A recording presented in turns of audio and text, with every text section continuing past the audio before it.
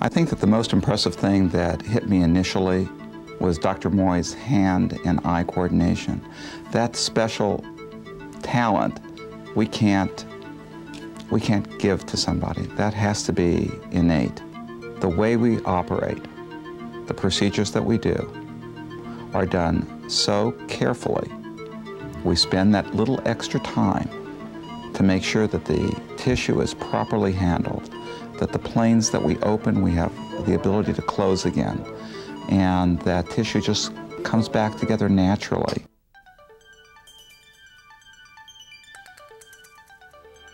Coming up next, one of the most profound discoveries of the 20th century. How will the miracles of modern medicine lead us into the next millennium? Join us when we go behind the scenes inside the OR. Now, looking underneath the great toe joint, we see two very small sesamoid bones. The red lines indicate where the long bone will be cut.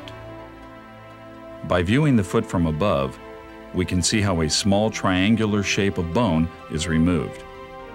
This will allow the great toe to be realigned. The entire segment of bone is then repositioned over the two small sesamoid bones. A guide pin is then inserted for positioning of the screw, and a temporary stabilization pin is then inserted. The bone surrounding the guide pin is then countersunk. The hollow screw is then placed over the guide pin and screwed securely into the bone. This technique provides the bone tremendous stability and allows for rapid bone healing. The remaining shelf of bone is then removed, and the edges of the bone are polished smooth. Now that the great toe joint has been realigned, the long bone may reposition itself to near normal anatomical alignment. A small segment of the tendon that was initially cut is removed, and the tendon is advanced forward. This will increase the mechanical function of that tendon in maintaining the great toe alignment.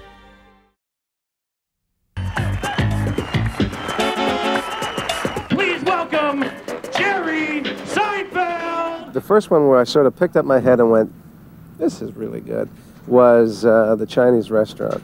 It was the first time that I thought, if we get away with this, this is TV history right here. $50. That table over there, the 3 couples. Should I do it, George? For $50? I'll put my face in this soup and blow.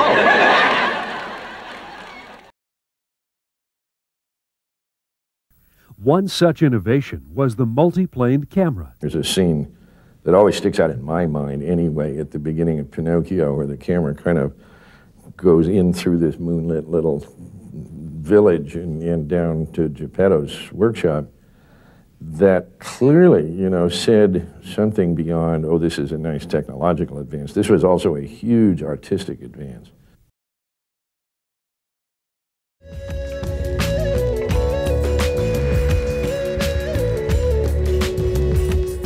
In my spare time, I just do usually average things, just go to the beach, go skateboarding, play with my dog, hang out with my friends. Get the camera!